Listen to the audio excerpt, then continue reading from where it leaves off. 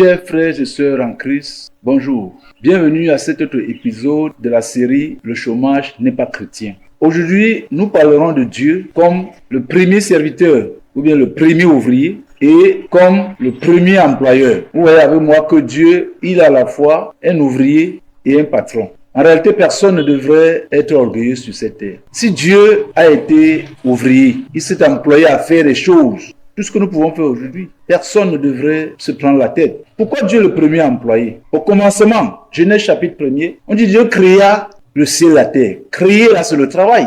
La terre là, ce n'est pas une affaire spirituelle comme d'autres pensent. C'est une affaire physique. La preuve, nous touchons la terre, nous avons la terre aujourd'hui. Dieu a créé les arbres, nous voyons ça aujourd'hui. Dieu a créé les hommes que tu es, que je suis. C'est un travail. Il a fait l'homme de la poussière. C'est sa main qui a travaillé. Aujourd'hui, personne ne devait rester sans travailler. Personne ne devrait rester sans rien faire, que ce soit par orgueil. Si Dieu a travaillé la terre, pourquoi tu ne peux pas laver les assiettes? Pourquoi tu ne peux pas faire la cuisine? Parce que tu es directeur général, tu es chef d'État, tu es ministre. Dieu a fait du travail manuel. Dieu a été ouvrier. Il a été employeur, ou bien il est employeur, puisque jusqu'aujourd'hui, il engage les gens pour des choses. Dieu t'envoie parfois des médecins, Dieu t'envoie parfois des techniciens, Dieu t'envoie parfois des mécaniciens. Tu tombes en panne pendant le voyage, tu trouves un mécanicien qui s'arrête, il te dit, monsieur, qu'est-ce que je peux faire pour vous? C'est Dieu qui l'envoie pour te dépanner. Ça veut dire, Dieu engage les gens pour nous servir. Bien aimé, la vie, c'est le service. Tu comprends toujours, en regardant ces choses, pourquoi notre Seigneur dit « Je suis venu pour servir